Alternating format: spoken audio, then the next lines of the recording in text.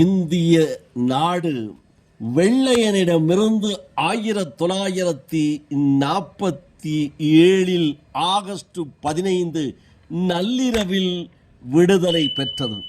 இந்த விடுதலை பெற்ற நன்னாளை, பொன்னாளை, திருநாளை தேசமெங்கும் விழாவாக சிறப்போடு கொண்டாடி வருகிறார்கள்.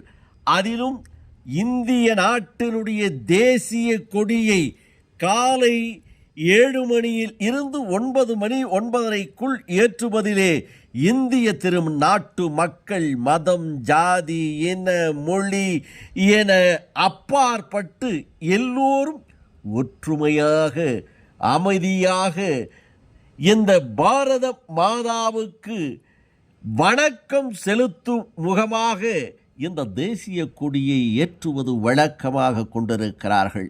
இன்றைக்கு 78வது ஆண்டு சுதந்திர தின விழா. பல்வேறு இடங்களிலே கொடியேற்றப்படுகிறது. ஒரு பகுதியிலே கொடியேற்றுகிறார்கள். கொடியேற்றுகின்ற போது அந்த கொடியினுடைய முடிச்சுக்கள் அவிர வேண்டும்.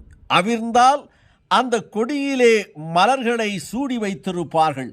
அந்த மலர்கள் பொலவென்று கொட்டும். கொடியேற்ற கொடி மரத்துக்கு அடியிலே நிற்கின்ற மக்கள் மீது அந்த மலர்கள் ஆசி வழங்குவது போல், அருள் வழங்குவது போல், வெற்றி என்று முழக்கம் சொல்வது போல் அந்த மலர்கள் கொட்டும். இதைத்தான் அந்த மலர்களை வைத்து கட்டி தேசிய கொடியை ஏற்றுவார்கள்.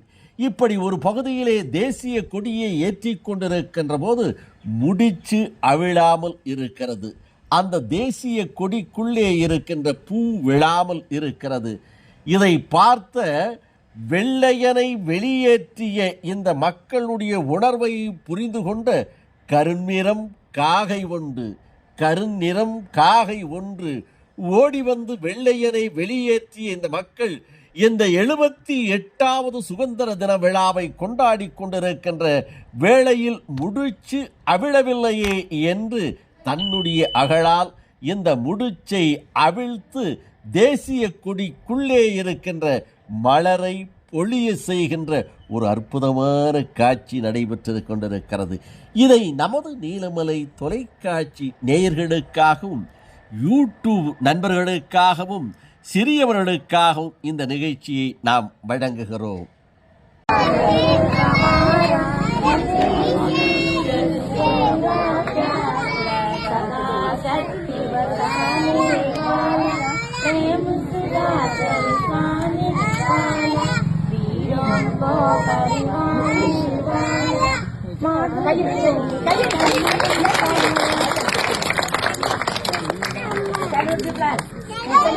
இதுபோன்ற செய்திகளை உங்கள் நீலமலை தொலைக்காட்சியில் கண்டு மகிழ உங்கள் நீலமலை தொலைக்காட்சியும் உங்கள் நீலமலை தொலைக்காட்சி NMTV யூடியூப் பகுதியிலே சென்று சப்ஸ்கிரைப் செய்து பெல் பட்டனை அமர்த்தி நீலமலை தொலைக்காட்சியை பாருங்கள்.